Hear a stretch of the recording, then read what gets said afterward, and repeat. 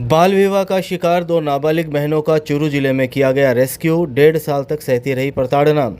चूरू जिले में बाल विवाह की कुप्रथा का मामला सामने आया है। सामाजिक न्याय एवं अधिकारिता विभाग की चाइल्ड हेल्पलाइन, मानव तस्करी विरोधी यूनिट और कालिका पेट्रोलिंग टीम ने बुधवार को संयुक्त कार्रवाई कर दो नाबालिग सगी बहनों को उनके ससुराल से सुरक्षित रेस्क्यू किया। दोनों बहनें करीब 1.5 साल से प्रताड़ना झेल रही थी। चाइल्ड हेल्पलाइन के परियोजना अधिकारी पन्ने सिंह ने शाम 4 बजे करीब बताया कि पीड़ित बहनें बीकानेर जिले के एक गांव की रहने वाली है। जून 2024 में उनके पिता ने चूरू जिले की रतनगढ़ तहसील के कांगड़ गांव में दोनों की शादी कर दी थी। उस समय बड़ी बहन 11वीं और छोटी बहन 9वीं कक्षा में पढ़ रही थी, लेकिन विवाह के बाद उनकी पढ़ाई छुड़वा दी गई। बड़ी बहन की शादी 32 वर्षीय और छोटी बहन की शादी 26 वर्षीय युवक से कर दी गई। शादी के 6 महीने बाद से ही उन्हें घरेलू काम के नाम पर प्रताड़ित किया जाने लगा। छोटी छोटी बातों पर मारपीट, अपमान और बेल्ट से पिटाई की जाती। बुधवार को भी सास ने कथित रूप से ब्लेड से हाथ पर कट लगाए और मारपीट की, जिसके बाद सूचना चाइल्ड हेल्पलाइन तक पहुंची। संयुक्त टीम ने कार्रवाई करते हुए दोनों बहनों को सुरक्षित निकाला। फिलहाल उन्हें संरक्षण में रखकर काउंसलिंग कराई जा रही है। इसके बाद उन्हें बाल कल्याण समिति के समक्ष पेश किया जाएगा। 6 बेटियां होने के कारण पिता ने कम उम्र में दोनों का विवाह कर दिया था।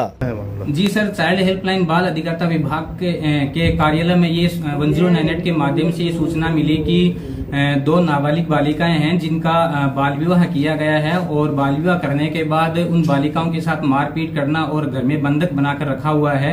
इस प्रकार की सूचना के अनुसार चाइल्ड हेल्पलाइन और बाल अधिकारिता विभाग और मानव तस्करी विरोधी यूनिट और कालिका पेट्रोलिंग की टीम मौके पर पहुंची और बालिकाओं को रेस्क्यू कर संबंधित थाने लाया गया, जहां से बालिकाओं को चाइल्ड हेल्पलाइन ऑफिस चूरू लाया गया है और बालिकाओं को अच्छे माहौल में लाकर के काउंसलिंग की जा रही है और साथ ही बाल संरक्षण से जुड़े सभी पहलुओं की गहनता से जांच की जाएगी और इन बाल संरक्षण से जुड़े सभी मुद्दों की अगर उल्लंघन होने की पुष्टि होती है तो संबंधित व्यक्तियों के खिलाफ नियमानुसार कानूनी कार्रवाई की जाएगी।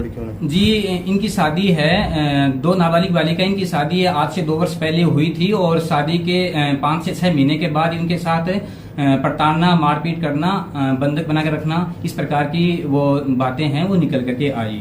3 महीने से अटकी 251 कर्मचारियों की सैलरी। मेडिकल कॉलेज की बजट व्यवस्था में बदलाव बनी वजह।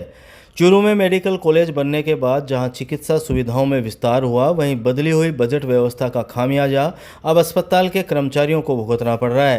राजकीय भर्ती अस्पताल से जुड़े ग्रुप 2 के 251 कर्मचारियों का वेतन पिछले 2 से 3 महीने से लंबित है। इसमें 60 डॉक्टर, 80 नर्सिंग ऑफिसर तथा 111 एलडीसी व पैरामेडिकल कर्मचारी शामिल है।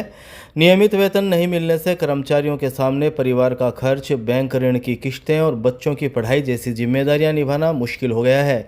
बुधवार दोपहर 2 बजे करीब मिली जानकारी के अनुसार कर्मचारियों ने 24 जुलाई को मेडिकल कॉलेज प्राचार्य डॉक्टर रमाकांत वर्मा को ज्ञापन देकर लंबित वेतन जारी कराने और पर्याप्त बजट उपलब्ध कराने की मांग की थी।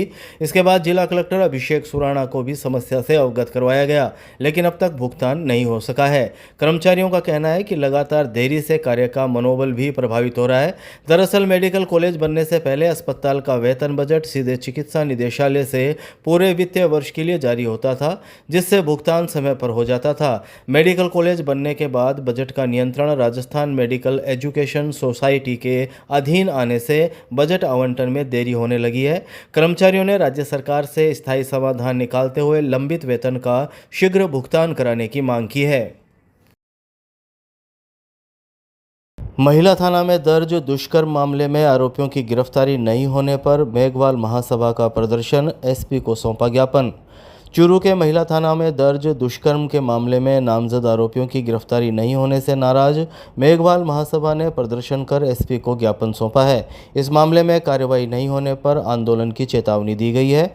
बुधवार दोपहर 3 बजे करीब मिली जानकारी के अनुसार मेघवाल महासभा के बजरंग बजाड़ ने आरोप लगाया कि 1 जुलाई 2026 को दर्ज एफआईआर के बावजूद अब तक आरोपियों की गिरफ्तारी नहीं होना पुलिस की कार्यप्रणाली पर सवाल खड़े करता है। महिला थाना में दर्ज रिपोर्ट में आरोप लगाया गया कि घर में अकेली होने के दौरान गांव के 2 युवकों ने घर में घुसकर उसके साथ दुष्कर्म किया।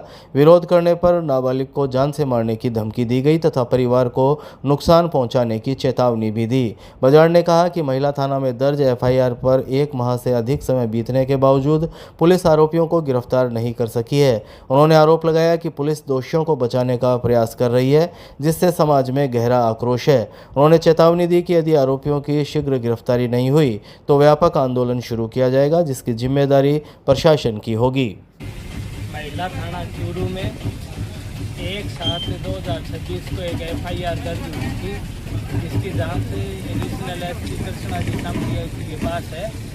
और कितने 1 महीने से ऊपर समय व्यतीत होने के बाद भी मुलजिमों की गिरफ्तारी नहीं हुई है। इसी मांग को लेकर आज का प्रदर्शन किया गया था और 5 से 7 दिन का प्रशासन ने समय मांगा है, उनको दिया गया है। उसके बाद आगे की आंदोलन की रणनीति बनाई जाएगी अगर उनको मुलजिमों को गिरफ्तार नहीं किया जाता है। राजकीय लोहिया कॉलेज के सामने अनशन के दौरान छात्र नेताओं की तबीयत बिगड़ी, पुलिस ने अस्पताल पहुंचाया। चूरू के राजकीय लोहिया कॉलेज के सामने छात्र संघ चुनाव बहाल करने और राजस्थानी भाषा को संवैधानिक मान्यता देने की मांग को लेकर एनएसयूआई का अनिश्चितकालीन आमरण अनशन ने बुधवार देर रात नया मोड़ ले लिया। यहां 3 दिनों से भूख हड़ताल पर बैठे छात्र नेता पुलकित चौधरी और सुरेंद्र बरोड़ की तबीयत बिगड़ गई, जिसके बाद कोतवाली पुलिस मौके पर पहुंची। यहां पुलिस को छात्र नेताओं के आक्रोश का सामना करना पड़ा।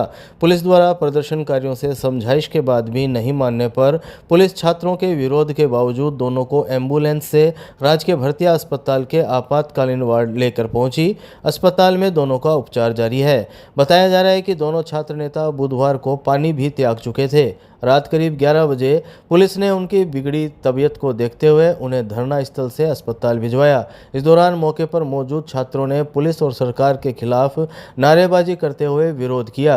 धरना स्थल पर मौजूद पीसीसी सचिव मुश्ताक खान ने पुलिस की कार्रवाई को अलोकतांत्रिक बताते हुए आरोप लगाया कि सरकार एनएसयूआई के आंदोलन को कुचलना चाहती है। उन्होंने कहा कि दोनों छात्र नेताओं की तबीयत इतनी अधिक नहीं बिगड़ी थी, फिर भी उन्हें जबरन उठाकर अस्पताल ले जाया गया। उन्होंने आरोप लगाया कि सरकार ने छात्रों की लोकतांत्रिक मांगों की अनदेखी की है।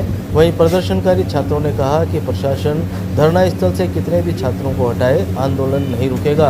उनका कहना था कि आज 2 छात्रों को अस्पताल ले जाया गया है तो सुबह 2 अन्य छात्र अनशन पर बैठ जाएंगे।